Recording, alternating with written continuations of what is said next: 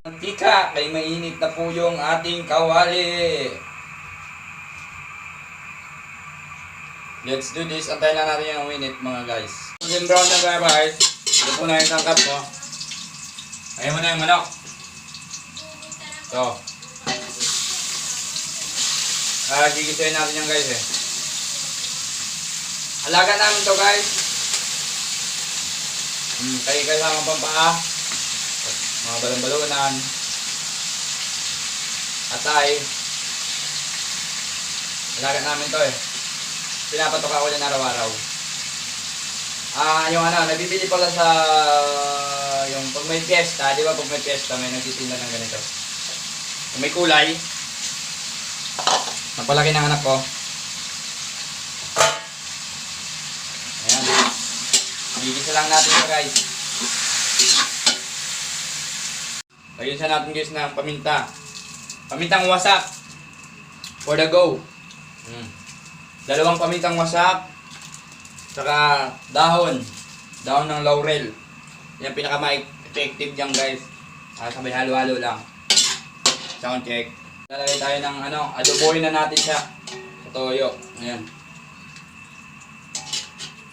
Gusto natin itong isang pack ng maliit. Ayan. Mga tansyado lang ng suka. 1, 2, 3. Yan, parang gano'n. Okay na yan. Halo lang ng bakya. Okay. Natatagong ketchup. Lagyan lang natin ng ketchup. Pampalinamnam. Yan. Yan yung mga sikreto. Yung sikretong ingredients. Sa akin nyo lang makikita, mga kabudol. Pag may nasarapan dyan, ibig sabihin, nabudol na naman natin sila. Yee! Sheesh! Lalapot lang yung guys, papalapot ko lang yun. Lalapot lang yung niya, sabaw. Tapos, pinaka main ingredients natin yan mga kabudol. Guys, yung guys, gata. Yan.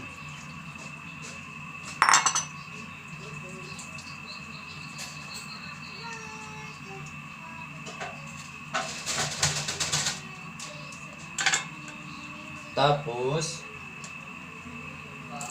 pagulan natin ng lagayin natin tong sahog. Saging na saba.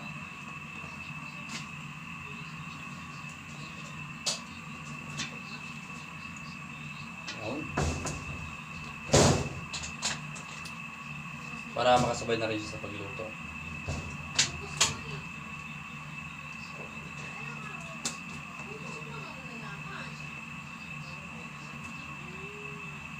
Okay. Guys ng tanglad.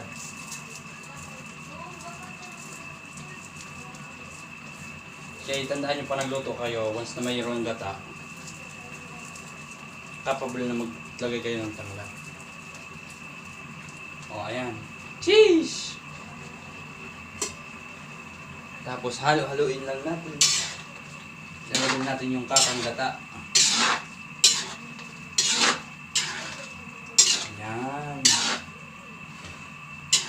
Parang mukhang napakasarap na, Opya. Kakang gata. Ayan. Malinis yung kamay ko guys, ha.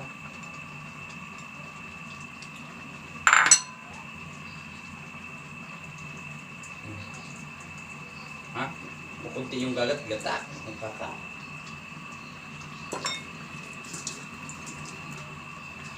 Halo lang.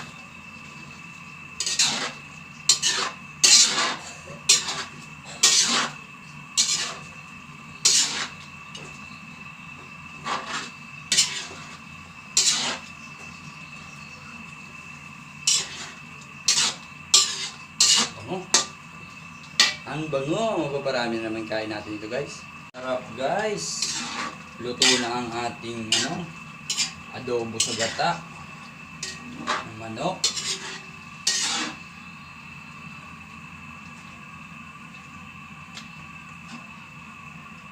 Guys, napakalinamnam, solid. Luto na yan guys. Kain na na. Thank you for watching. Peace out.